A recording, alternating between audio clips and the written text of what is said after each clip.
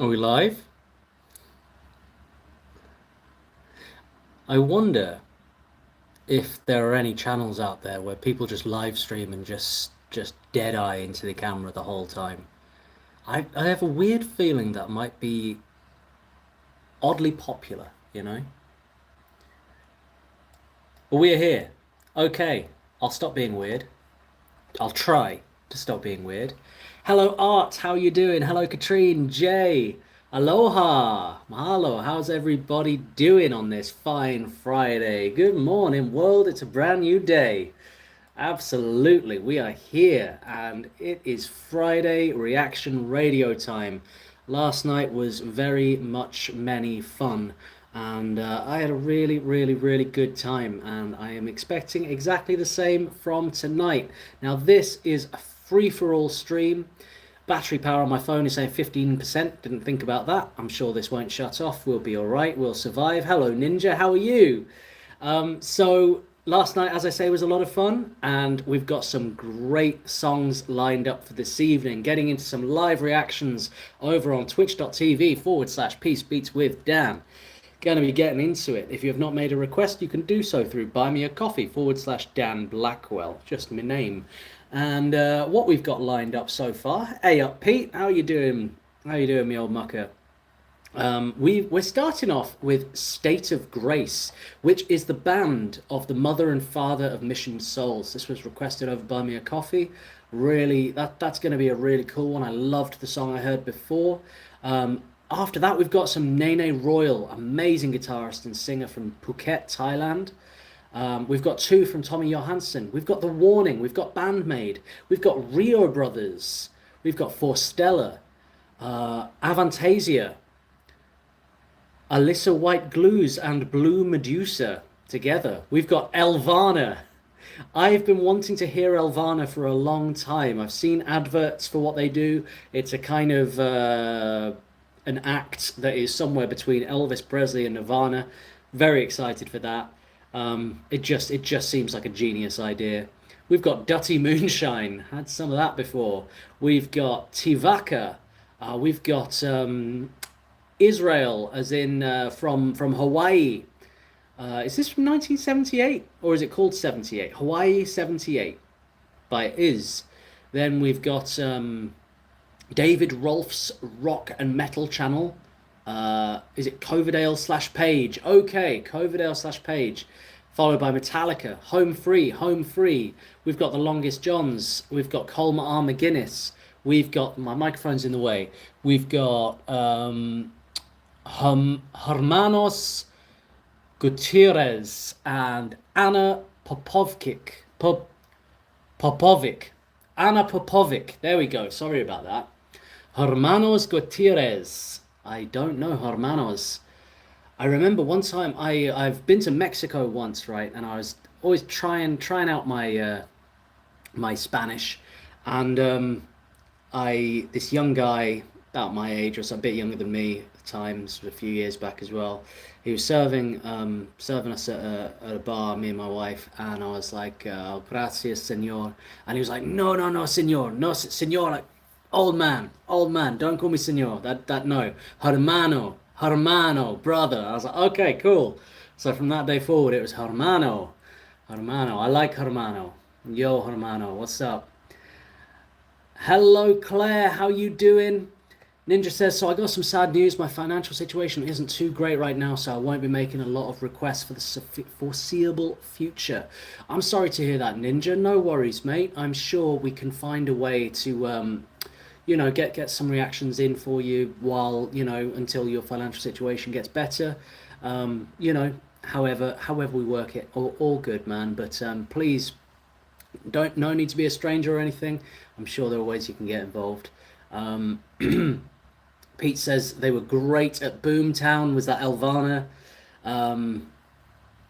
Jay says learning Spanish in high school was tough. Our teacher was in her 80s and would lose her train of thought while speaking in Spanish to us. And us not knowing Spanish were completely lost. That's beautiful. I love that. That's a wonderful story. Good time to just kind of like doze off.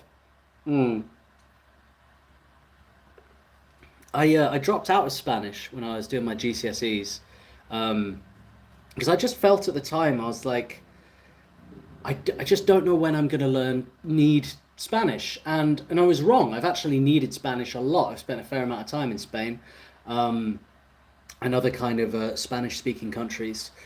But I've always felt like I feel like I know a little bit of a couple of languages like to get by or whatever, a little bit of Italian, a little bit of German, a little bit of French, but never anything like cohesively. I have it in my head for some reason that learning a language, like maybe I feel my brain only has the capacity for one, so I want to choose it very carefully. You know what I mean? It might be Welsh going at this rate, living in Wales, especially after that whole alarm thing where the emergency warning alarm went off and it was all in Welsh and I didn't know what was going on. I thought the world might end. I stayed relatively calm, I think, all things considered. Jay says, I know a bit now, living in Texas, it helped. Yeah, I bet. I bet. Ninja says, we learn French in Canada schools. I came to find recently talking to a friend I made in Quebec. The French they teach is mostly wrong. No way. Yeah, yeah, I've experienced that as well. We learn French in England, as far as I know, in every school, right? Unless anybody says different. Every school I've been to, you learn French. And then when you got to like, well, I did my GCSEs like 2 years early or something, but I think you do GCSEs around 16. I don't know what the American equivalent is or the Canadian equivalent of GCSEs are. Um, but then you can kind of choose to learn German or Spanish or Italian or kind of whatever the school or college like can provide to you, I think. Claire says French and German when I was in school. Really? I never got German, it was only French. Katrine says I learned English, German, and French in school. Wow, that's really good. That's really good.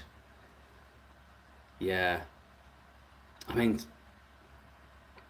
Sweden, like Scandinavia, like the education system's meant to be absolutely incredible, isn't it? Hmm.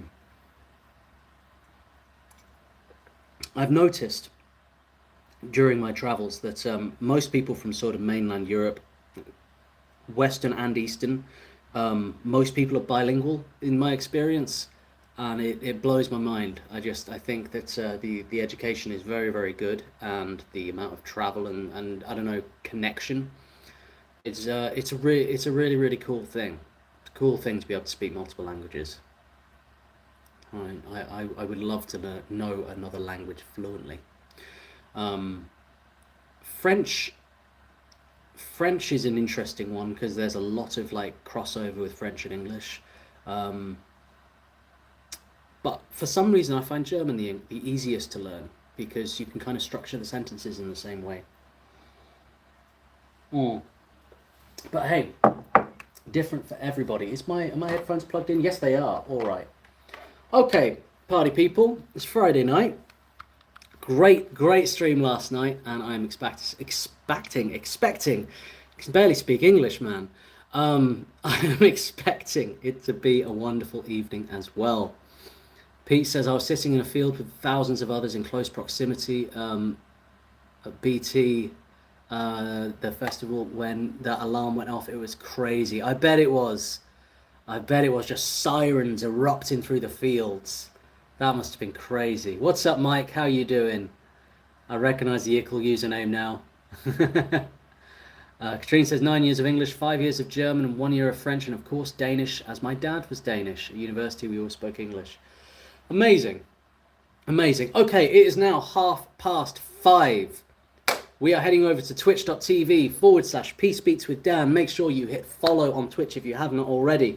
Let's get into some live reactions, your requests. Let's do it.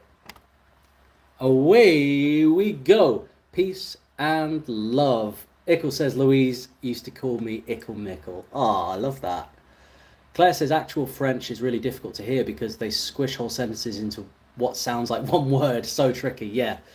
Mad. Blows my mind. Peace and love, everybody. Let's